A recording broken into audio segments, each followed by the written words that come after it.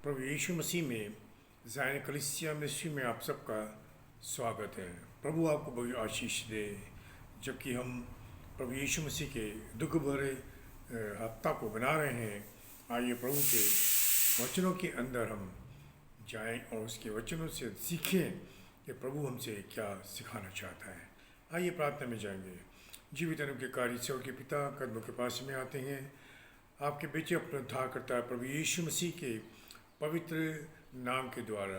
परमेश्वर पिता मसीह यीशु ने हमसे प्रतिज्ञा की, मैं एक सहायक दूंगा अर्थात पवित्र आत्मा, और पवित्र आत्मा हमारी सहायता कीजिए आपके वचनों को हम समझ सकें और सारी महिमा आपको मिले। पिता यीशु मसीह नासरी के नाम से मांगते हैं, सुन और ग्रहण कर, आमीन। प्रभु का धन्यवाद करते हैं। एक बार फिर से हम उसके पास में आए हैं और परमेश्वर के वचनों को हम देखें।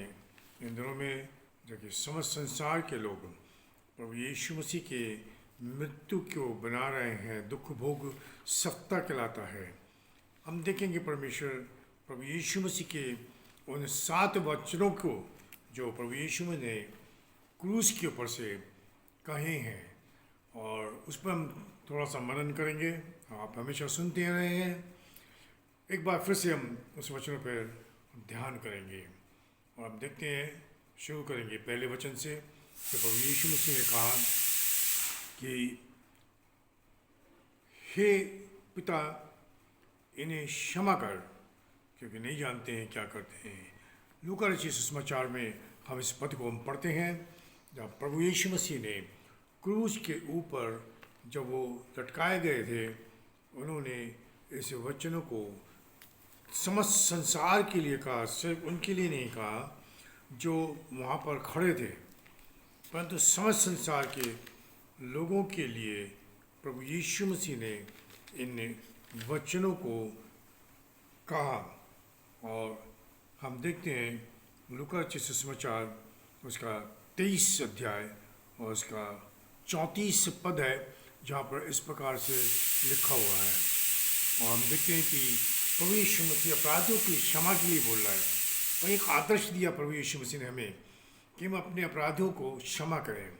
जैसे हम प्रभु ने जो हमें प्रार्थना सिखाई, हे हमारे पिता तू जो स्वर्ग में है, तेरा नाम पवित्र माना जाए, तेरा राज्य आए, जैसे तेरी इच्छा स्वर्ग में पूरी होती है पृथ्वी पर भी हो। जैसे हम अपने अपराधियों को क्षमा करते हैं, हमारे अपराधों को भी क्षमा कर।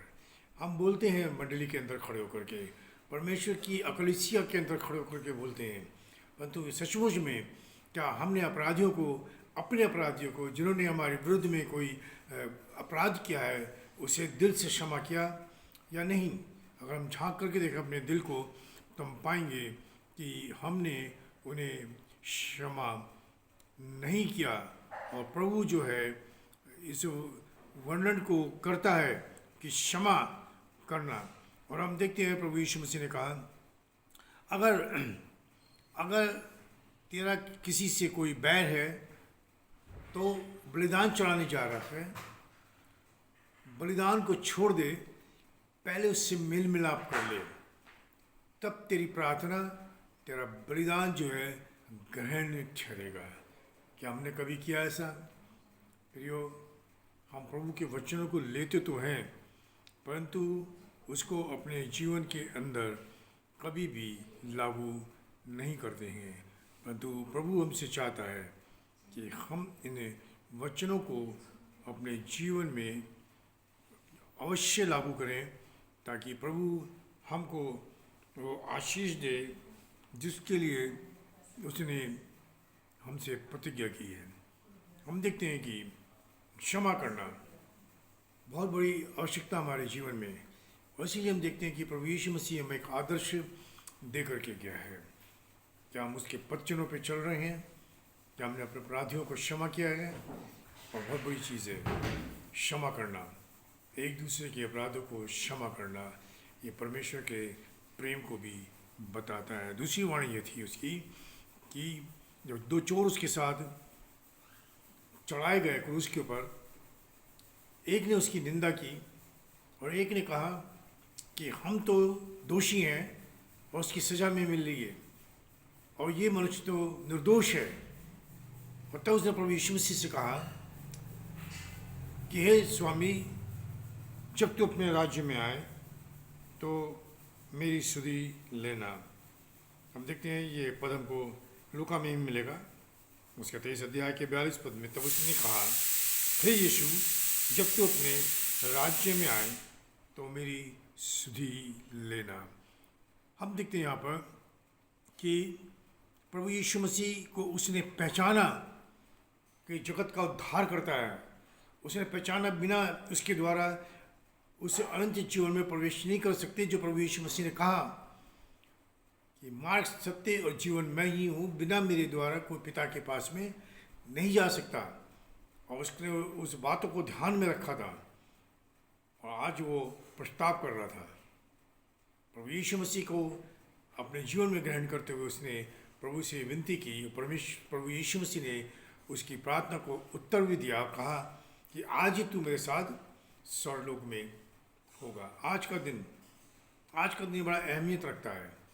आज का दिन यहोवा ने बनाया है। आज ही उद्धार का दिन है और आज ही पश्चाताप करने का दिन है। प्रियो, क्या हमने पश्चाताप किया? क्या हमने प्रभु यीशु मसीह के सामने अपने पापों को स्वीकार किया? क्या हमने अपने अपराधियों को जिन्होंने हमारे विरुद्ध में पाप किया उन्हें क्षमा किया? प्रियो, बहुत ज़रूरी है कि हम प्रभु यीशु मसीह के सामने आकर के उसकी महिमा को वर्णन करने पाएँ और वो हमारे जीवन से, हमारे कार्य से प्रकट होता है। ऐसे नहीं प्रकट होता, वो कार्य के द्वारा प्रकट होता है। और हम लिखा कि विश्वास कार्य के द्वारा जो है पूरा होता है। विश्वास कार्य के द्वारा पूरा होता है। और हम देखते हैं कि हमने प्रभु यीशु मसीह पे विश्वास किया तो कार्य किया या नहीं किया। तो ये प्रभु हमें सिखाना मांगता है इन दिनों में कि हम प्रभु के वचनों के द्वारा कार्य को करने पाएँ।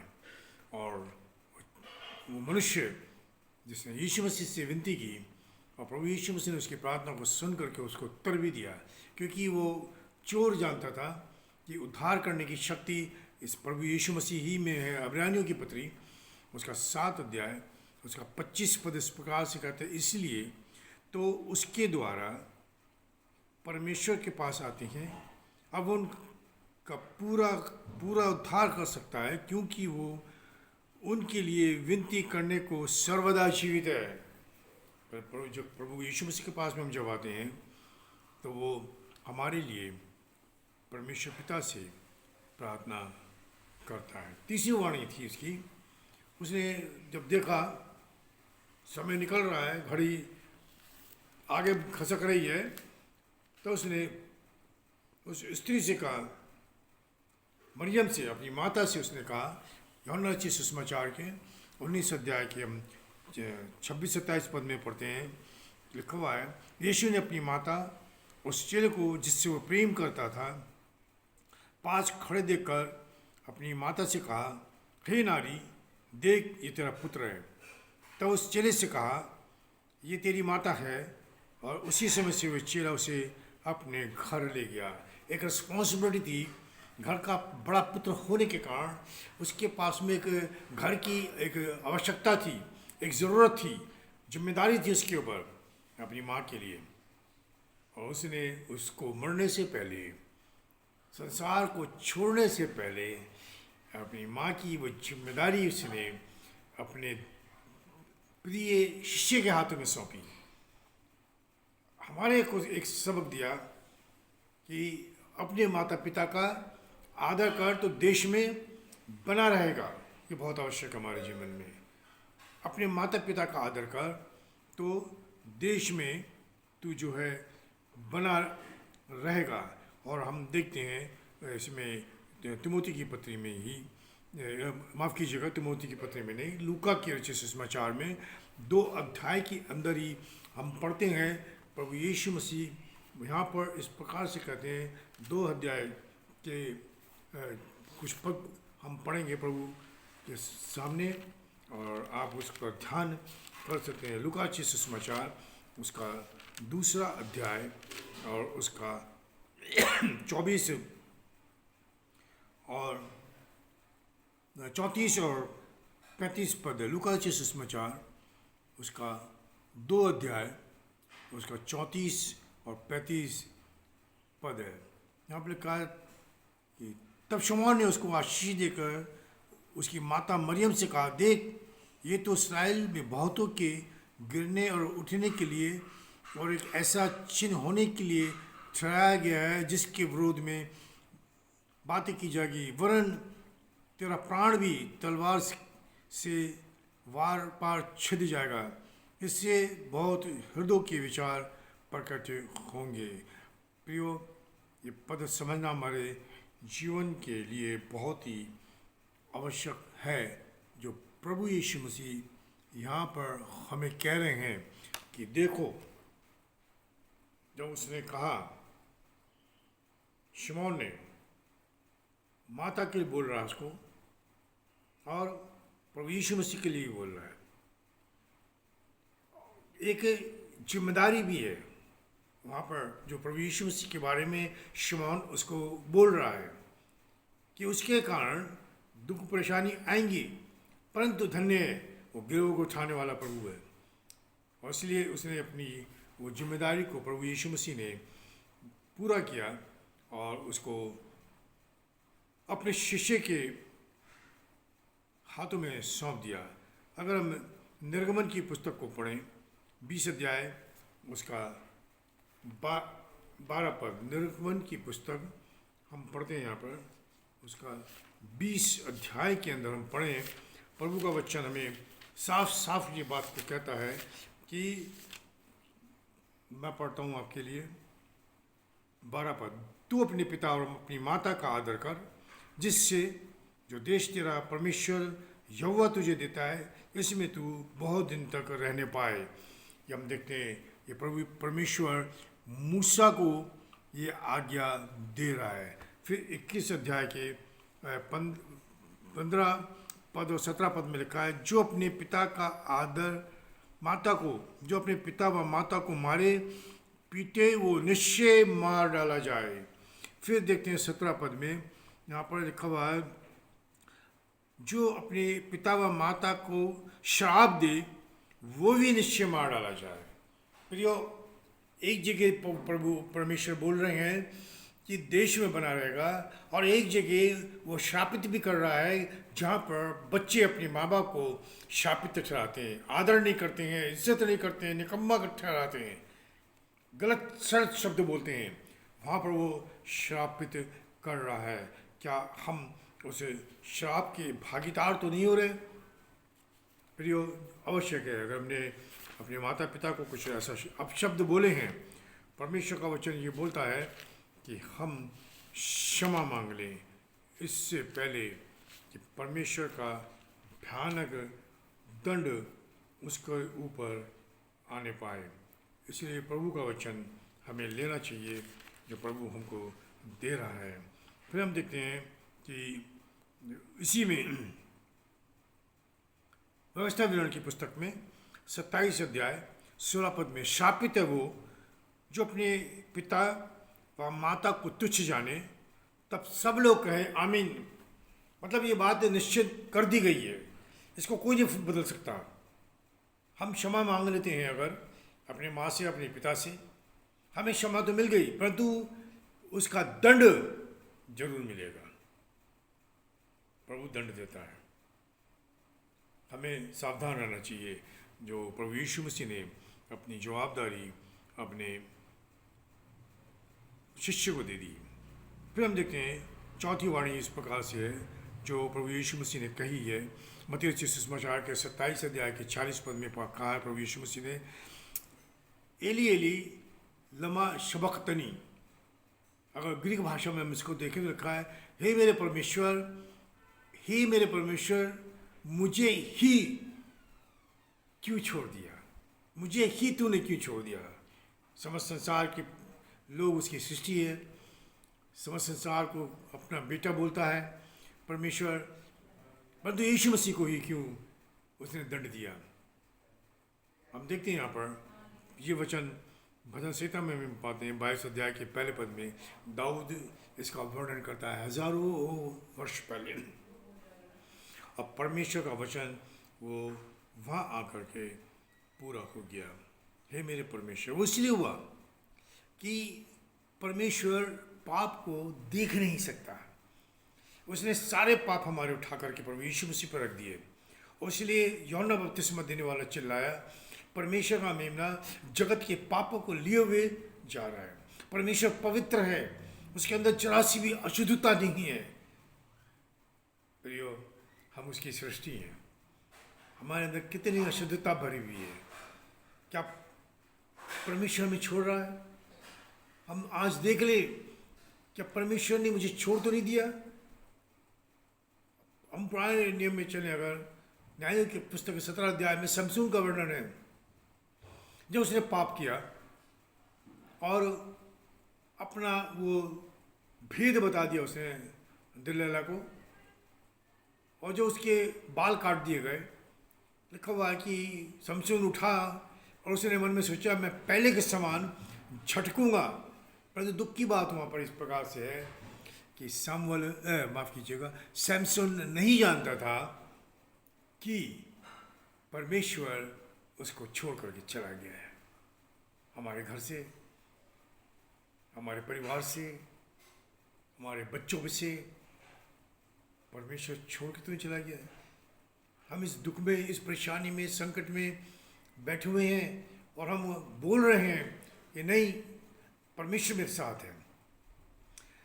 मैं प्रार्थना करते हैं, हम बाइबल पढ़ते हैं, परंतु घर में लड़ाई झगड़े हैं, घर में परेशानियां हैं, भटकते फिर रहे हैं, प्रभु की संगति में नहीं है। प्रभु की संगति में होने के बाद भी घर में लड़ाई है, अलगाव की आत्मा है। क्या परमेश्वर ने हमें छोड़ तो नहीं दिया? हम अपने को देख लें, हमें ये बोलना पड़े कहीं, हे मेरे परमेश्वर, तूने मुझे क्यों छोड़ दिया? इससे पहले कि परमेश्वर में छोड़ के अलग हटे, आइए उसके पास लौट चले, कहें पिता मुझे क्षमा कर, और यीशु मसीह अपने खून से धो दे। 5वीं वारी उसकी थी, मैं प्यासा हूँ। ये भी हम यूहन्ना रचित सुसमाचार के 19 अध्याय के 28 पद में पढ़ते हैं, मैं प्यासा हूँ। यहाँ पानी की प्यास नहीं थी, आत्माओं की भूख, आत्माओं की प्यास। कैसे बचाऊं, कैसे लोगों के जीवन में काम हो, एक प्यास हमारे अंदर। प्रभु यीशु मसीह ने कहा 7 अध्याय के यूहन्ना रचित सुसमाचार के 38 से 39 पद में कि अगर कोई प्यासा है मेरे पास में आओ, मैं उसे जीवन का जल दूंगा और उससे जीवन के सोते फूट करके निकलेंगे, ताकि जो प्यासा है उसको पिला नहीं पाए। हालेलुया। हमारे अंदर से जीवन के सोते निकल रहे हैं कि नहीं? जीवन की धाराएं निकल रही कि नहीं? यूहन्ना ने प्रकाश वाक्य में देखा कि परमेश्वर सिंहासन पर विराजमान है और उसके सिंहासन से जीवन का जल निकल के जा रहा है। उसने मुझे और आपको ठहराया संसार के अंदर, ताकि जीवन का जल निकले और लोगों तक पहुंचे, उनकी प्यास बुझाए जो दुखी परेशान है, संसार में खोए हुए हैं और ढूंढ रहे हैं। प्रभु ने इसलिए बोल रहा है, और प्यास उसकी बुझी मेरे तक आई। क्या आप तक आई? क्या आप तक आई? या संसार के अंदर अब अभी भी भटकते फिर रहे हैं? हम देखते हैं परमेश्वर अपने वचन में बड़ा विश्वास योग्य और धर्मी है। यूहन्ना 4 अध्याय में हम पढ़ते हैं, कुछ पदों को हम पढ़ें, जहाँ पर वो सामरी स्त्री प्रभु यीशु मसीह के पास में आई और प्रभु यीशु मसीह ने उससे कहा मुझे पानी पिला। बहुत सी बातें वहाँ पर हम देखते हैं, परंतु प्रभु यीशु मसीह ने उससे एक बात कही, अगर तू ये जानती जो तुझसे मांग रहा है वो कौन है, मैं तुझे जीवन के जल देता और फिर कभी प्यासी ना होती। वो आपसे भी बोल रहा है, अगर कोई प्यास है तो मेरे पास में आओ। प्रभु की प्यास, पवित्र आत्मा की बपतिस्मे की प्यास, एक भूख और प्यास के साथ में यीशु मसीह के पास में आए। और इसलिए जब भाला मारा गया उसके, तो 2 चीज़ें निकली, खून के साथ में पानी भी निकल के आया, ताकि मेरी प्यास बुझे ताकि मेरे पाप क्षमा हो। प्रियो, आप अभी भी प्यासे हैं, आप अभी भी प्यासे हैं, और प्रभु चाहता है कि आपकी प्यास को बुझाने के लिए अपना जीवन जल हमें दे। क्या आप उसके पास आएंगे जीवन जल को लेने के लिए? छठी वाणी थी उसकी कि पूरा जो कार्य जो उसने दिया, जब प्रभु यीशु मसीह 12 साल का हुआ, वो यरूशलेम के मंदिर में आए और मरियम और यूसुफ चले गए। 3 दिन तक निकल चुके थे, 3 दिन। तब उन्होंने देखा कि यीशु मसीह नहीं है, वो ढूंढते हुए लौट करके आए। और मरियम ने कहा कि तूने हमें बड़ा दुख दिया, हम तुझे ढूंढ रहे थे। प्रभु यीशु मसीह ने उनसे कहा, मुझे अपने पिता के भवन में रहना आवश्यक है, मुझे पिता का कार्य करना पूरा है, मुझे पिता का कार्य करना अवश्य है। और वो कार्य ये था कि खोए हुए को और फटके हुए को ढूंढ लाए। और यीशु मसीह ने कहा, जो खोए हुए फटके हुए मैं उन्हें ढूंढने के लिए आया हूँ ताकि जीवन पाए। हमने जीवन पाया। वो कार्य उसने हमको दिया कि संसार के छोर तक जाकर के सुसमाचार का प्रचार करो। हमने कभी किसी को सुसमाचार का प्रचार किया? कभी हमने बताया कि प्रभु यीशु मसीह ने मेरे पापों को क्षमा कर दिया, मेरे पास में एक नया जीवन है? क्या आपके पास में है? क्या आपके पास में है? और अगर नया जीवन है तो नया जीवन प्रकट होता है, वो फल लेकर के आता है। ऐसे ही नहीं मुरझा जाता, वो फल लेकर के आता है। अगर वो मुरझा गया तो उसको जो भोजन मिला है उसने उसको खाया नहीं, वो भोजन उसने सड़ा दिया। इसलिए भटक रहे हैं संसार के अंदर, नशे में भटक रहे हैं, अन्य जातियों के बीच में भटक रहे हैं, बीवी संगति में कहीं नहीं है। इब्रानी की पत्री में लिखा हुआ है कि जैसे जैसे दिन बुरे देखो, संगति में हम आगे बढ़ते चले जाए। फिर हम देखते हैं यहाँ पर प्रभु यीशु मसीह का एक कार्य जो था, उसने अपनी महिमा के निमित्त पूरा किया। कार्य था जो प्रभु यीशु मसीह दे रहा है मुझे और आपको। क्या उस कार्य को हम पूरा कर रहे हैं कि नहीं कर रहे हैं? ये बहुत ही हमारे जीवन के अंदर आवश्यक है। और हम देखते हैं ये आज्ञा हमें मिली है सुसमाचार को सुनाने के लिए। क्या उस कार्य को हम कर रहे हैं? इब्रानी की पत्री 2 अध्याय उसका 12 पद में इस प्रकार से लिखा हुआ है, पर कहता है कि मैं तेरा नाम अपने भाइयों को सुनाऊंगा, सभा के बीच में मैं तेरा भजन गाऊंगा। दोनों चीज़ें क्या हमने मौके दिए? क्या उनको बोला गया है जाओ सुसमाचार का प्रचार करो? प्रभु यीशु मसीह ने शिष्यों को भेजा, भेदभाव नहीं किया उसने सबको बराबर का हिस्सा दिया। जबकि यहूदा इस्करियोती उसमें था, प्रभु यीशु मसीह जानता था कि ये मनुष्य मुझको पकड़वाएगा, तब भी उस यीशु मसीह ने उसको काम दिया। हम देते हैं नहीं, हम सबको साथ व्यवहार नहीं करते, एक साथ पक्षपात करते हैं हम। परमेश्वर का वचन इसके बारे में हमें आगाह करता है कि हम पक्षपात ना करें। और याकूब की पत्री में इसका वर्णन पाया जाता है कि हम प्रभु के वचन को पूरा मान लें, और अगर हम पक्षपात करते हैं तो हम पाप करते हैं। पद और पढ़ेंगे इब्रानी की पत्री में से ही 12 अध्याय उसका 2 पद इस प्रकार है, और विश्वास के कर्ता और सिद्ध करने वाले यीशु की ओर ताकते रहें, जिसने उस आनंद के लिए जो उसकी आगे धरा था, लज्जा की कुछ चिंता न करके क्रूस पर दुख सहा और सिंहासन पर परमेश्वर के दाहिनी जा बैठा। जो कार्य उसने किया, दुख नहीं दे, से नहीं डरा, वो शर्माया नहीं, उसने कार्य किया। मैं आया हूं कि तुम जीवन पाओ। हालेलुया। खोए हुए भटकों को ढूंढते, उसने मुझे और आपको रखा है कि हम जाए, लोगों को लेकर के आए, प्रभु का वचन सुनाए, क्या आपने नया जीवन पाया है? प्रभु चाहता है कि जो हमने पाया वो हम दूसरों को भी देने पाएँ। तो ये पूरा कार्य उसने पूरा किया, अधूरा कार्य नहीं किया, पूरा कार्य करके पिता की दाहिनी ओर जा बैठा। हम कहाँ बैठेंगे? हम कहाँ बैठेंगे?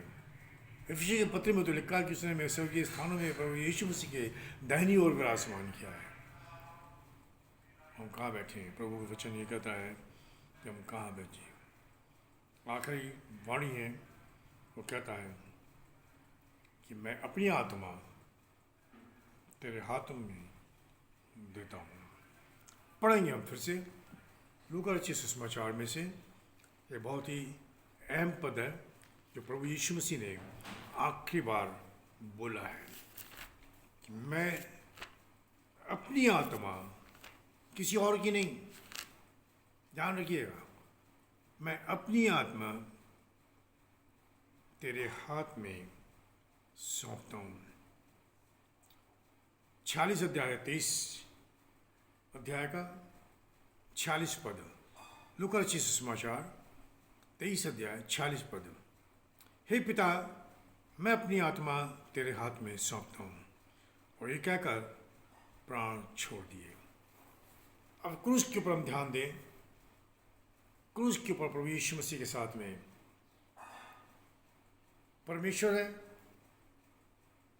और शैतान भी खड़ा है, क्योंकि वो समझ रहा था कि यही है वो जिसके द्वारा मुझको नाश किया जाएगा।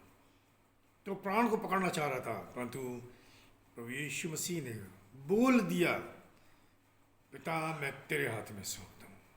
हमने अपने प्राण किसके हाथों में सौंपे हैं? हमने अपनी आत्मा किसके हाथों में सौंपी है? हमने अपना जीवन किसके हाथों में सौंप रखा है? हमने अपना शरीर किसके हाथों में सौंप रखा है? व्यभिचार की आत्मा के हाथ में, नशे की आत्मा के हाथ में, लड़ाई झगड़े की आत्मा के हाथ में, गाली गलौज की आत्मा के हाथ में, या प्रभु यीशु मसीह के हाथ में? अगर मैंने और आपने अपनी आत्मा को, अपने शरीर प्राण आत्मा को प्रभु यीशु मसीह के हाथों में सौंप रखा है, तो प्रिय परमेश्वर का वचन कहता है कि आज ही तू मेरे साथ स्वर्गलोक में होगा। हालेलुया, प्रभु का धन्यवाद हो। और जब हम उसके हाथ में अपने को सौंपते हैं, वो कहता है मैं आप तुझे लेके चलूँगा। हालेलुया। आपको कौन लेके जा रहा है?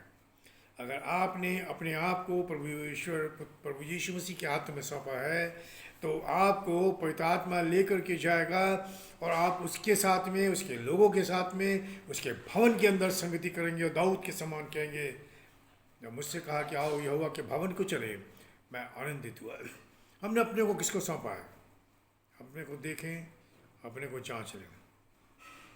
तो एक समय आने वाला है, प्रभु हमारा लेखा लेगा।